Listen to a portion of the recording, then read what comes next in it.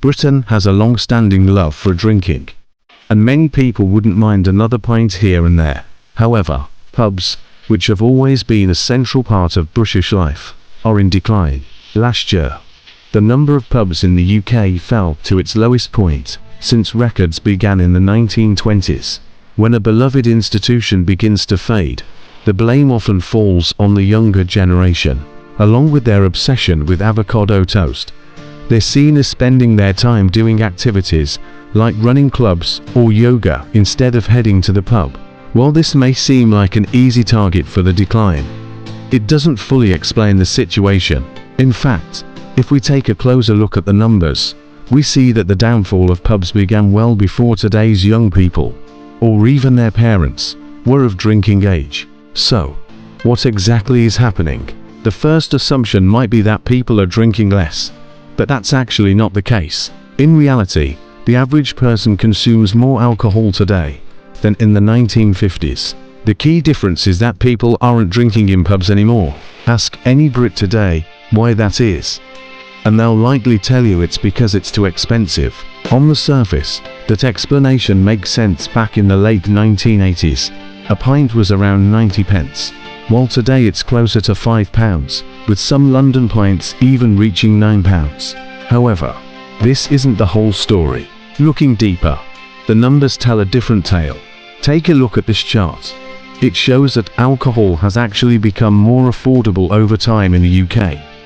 Despite the rising cost of a pint, the difference is that alcohol affordability only looks at the price of the booze itself, not the total cost of buying a pint in a pub. While a pint of beer today would seem expensive, most of that price doesn't come from the alcohol itself. It's made up of costs like wages, rent, utilities, transportation, and taxes. In fact, the largest portion of that cost, over a third, is taxes. Moreover, the alcohol industry has become highly competitive.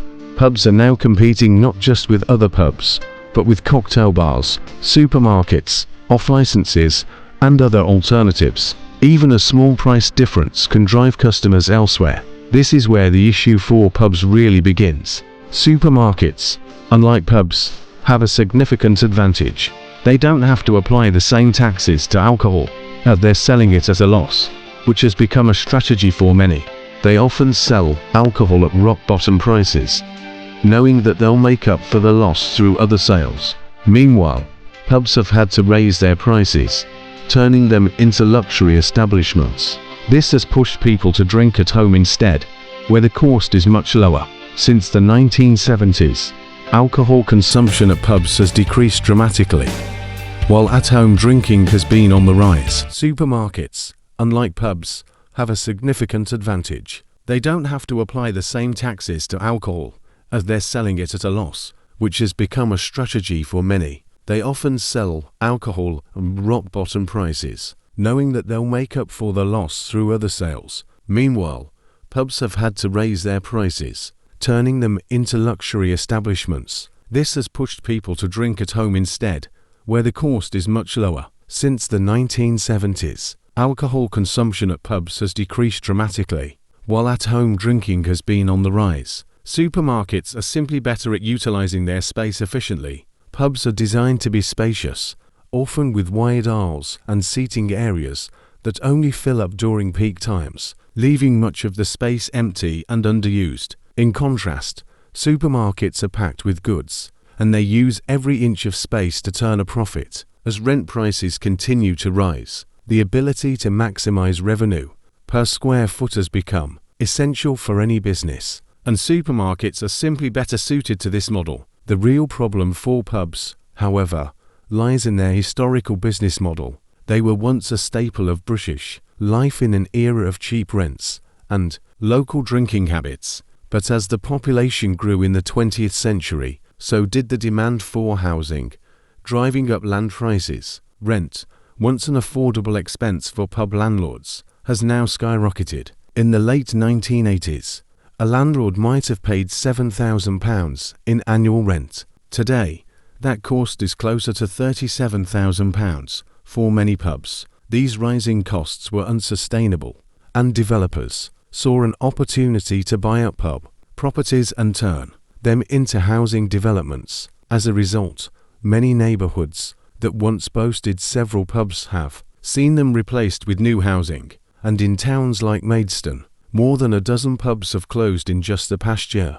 Across the UK, nearly a quarter of pubs have shut down over the last 15 years. But here's the thing, more people in an area usually means more customers for businesses. So why hasn't that worked for pubs? The answer lies in the changing demographics of the UK. Many of the country's largest post-war migrant communities came from cultures where alcohol consumption is either prohibited or discouraged.